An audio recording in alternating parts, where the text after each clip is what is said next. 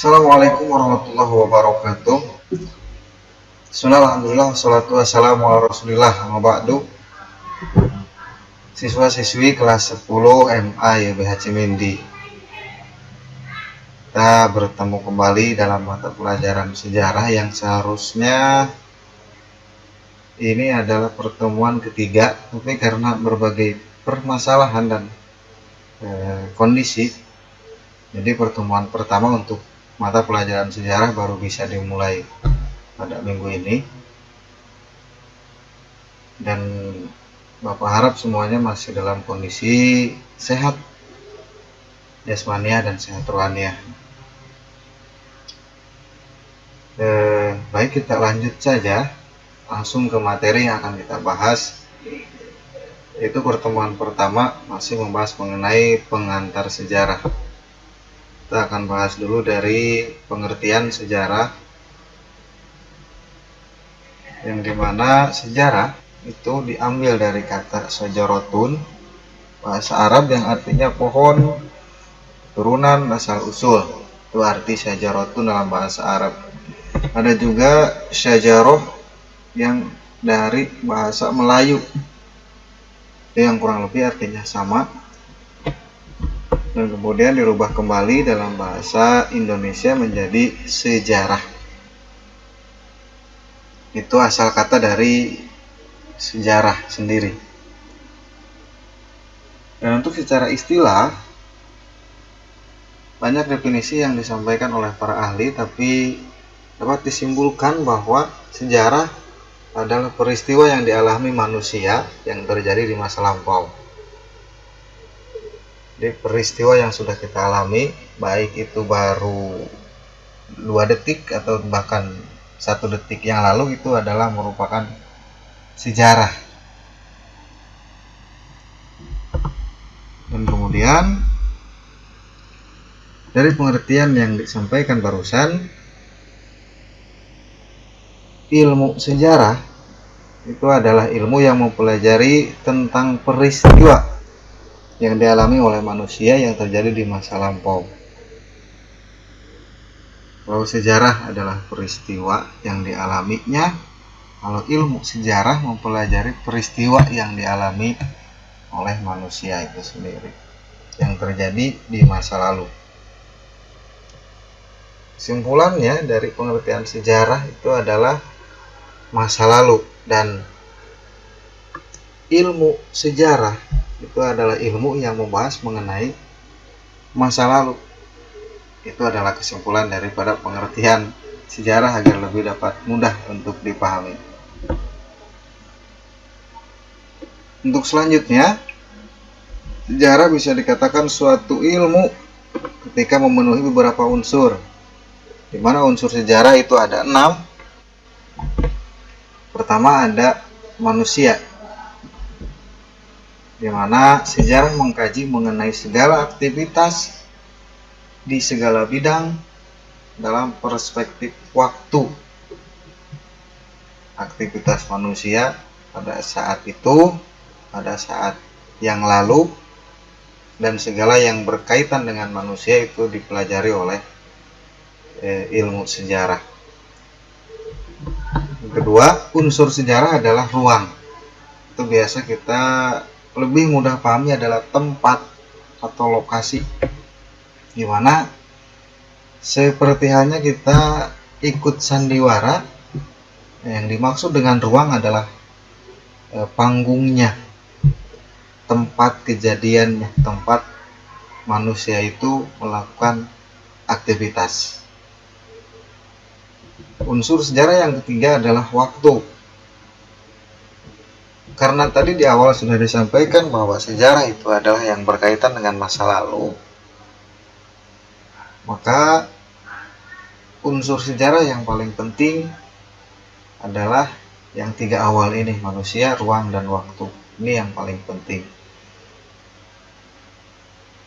Dan unsur yang selanjutnya itu adalah unsur nomor 4, ialah peristiwa. Tidak semua peristiwa yang kita lalui itu disebut menjadi sejarah, karena ada peristiwa yang tidak terlalu berpengaruh, peristiwa yang biasa saja, dan itu tidak masuk dalam pembahasan ilmu sejarah. Jadi yang hanya peristiwa itu istimewa, terus ada efek samping dari peristiwa itu. Selanjutnya ada kausalitas, di mana kausalitas itu adalah menceritakan mengapa kejadian tersebut atau suatu peristiwa tersebut terjadi, dan kemudian apa akibat daripada kejadian tersebut.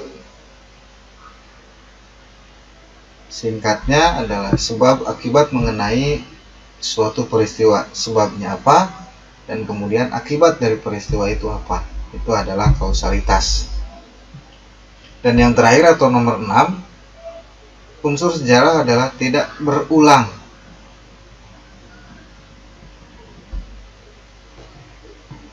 Maksudnya adalah ketika ada peristiwa yang sama atau mirip, itu bukan sejarah itu terulang, tapi karena ada unsur-unsur lain yang melekat di peristiwa itu, contohnya waktu, pelakunya siapa, tempatnya di mana, dan sebab akibatnya apa, itu pasti berbeda.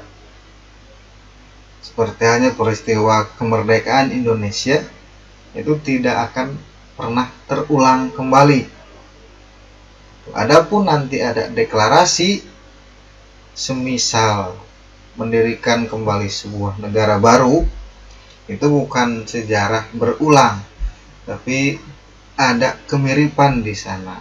Waktunya berbeda, pelakunya berbeda, tempatnya pun pasti berbeda, dan sebab akibatnya itu pasti juga berbeda. Makanya tidak mungkin ada peristiwa sejarah itu berulang. Itu ketika beda hal ketika kita membahas mengenai berulang dan kita terapkan pada peristiwa yang biasa saja. Di samping itu pun hanya peristiwanya saja atau salah satu unsurnya saja yang terulang. Pasti ada beberapa faktor lain yang berbeda. Waktunya pasti berbeda, pelakunya pasti berbeda, tempatnya pasti berbeda. Bisa jadi hanya kausalitasnya yang sama, hanya sebab akibatnya sama, tapi waktu, tempat, pelakunya pasti berbeda. Itu mengenai unsur dari sejarah, di mana ada 6: manusia, ruang, waktu, kemudian peristiwa, kemudian kausalitas, dan terakhir ada tidak berulang. Itu adalah unsur sejarah, di mana ketika ada 6 unsur ini, maka itu bisa dikategorikan atau masuk kategori sejarah. Ketika ada suatu peristiwa, waktunya tidak jelas, tempatnya tidak jelas, nah itu hanya sebagai peristiwa saja, tidak bisa dikatakan sebagai sejarah. Untuk selanjutnya, mengenai tujuan atau fungsi kita mempelajari sejarah itu untuk apa. Jadi kalau bahasa kita sekarang, move on lah, jangan terlalu berbelit-belit dengan masa lalu gitu.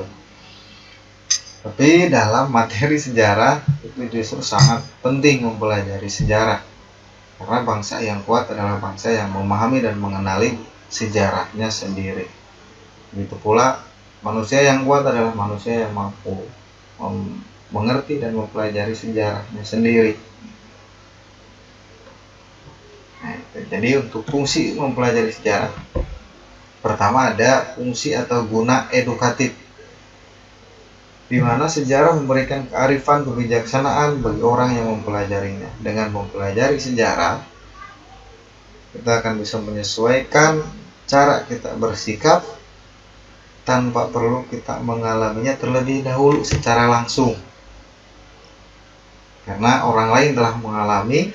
Nah, fungsi edukatifnya di sini, kita tidak usah mengalami hal tersebut, tapi kita sudah tahu cara bersikap. Itu edukatif. Fungsi yang kedua ada fungsi inspiratif. Maksudnya fungsi inspiratif ini adalah untuk menumbuhkan suatu sifat pribadi sesuai dengan tahap-tahapannya, atau dalam pembelajaran sejarah di mana untuk membentuk nation building atau rasa nasionalisme dalam jiwa. Begitu kita tahu sejarah Indonesia seperti apa, sejarah negara kita seperti apa, maka kita akan ada timbul rasa memiliki, rasa ingin menjaga negara kita sendiri. Fungsi yang ketiga mempelajari sejarah adalah rekreatif. Rekreatif ini menuju pada nilai estetis sejarah dan juga sebagai sarana hiburan. Dengan membaca sejarah, dengan memahami sejarah, meskipun kita tidak mengalami langsung suatu peristiwa di masa lalu, dengan kita belajar maka seolah kita hadir pada peristiwa itu, seolah kita menyaksikan langsung peristiwa tersebut terjadi. Itu adalah hiburan bagi kita karena tidak hidup di masa itu, tapi kita seolah mengalami itu. Itu maksudnya fungsi rekreatif adalah seperti itu. Yang terakhir, fungsi mempelajari sejarah adalah fungsi atau guna instruktif. Untuk instruktif ini adalah sejarah merupakan sarana penunjang bidang-bidang studi kejuruan seperti hanya navigasi, teknologi senjata, jurnalistik, taktik militer, dan sebagainya. Jadi kalau bahasa kita, sejarah guna instruktif adalah memberikan kita arahan-arahan. Ketika kita seperti ini maka hasilnya seperti ini, ketika kita seperti ini maka hasilnya seperti ini. Jadi kita akan bisa tahu cara kita bersikap. Itu adalah fungsi mempelajari sejarah atau guna mempelajari sejarah. Dan untuk materi pertemuan pertama sejarah itu tadi hanya membahas mengenai pengertian, unsur, dan terakhir mengenai tujuan kita atau fungsi mempelajari sejarah itu apa. Itu adalah segelimang materi mengenai pertemuan pertama. Dan untuk selanjutnya silakan dibaca terlebih dahulu mengenai masa praaksara. Nanti kita akan bahas lebih lanjut ketika ada yang ditanyakan mengenai materi yang Bapak sampaikan. Itu bisa langsung chat personal ataupun ya chat di grup, boleh. Semoga materi yang sedikit dan singkat ini dapat bermanfaat. Assalamualaikum warahmatullahi wabarakatuh.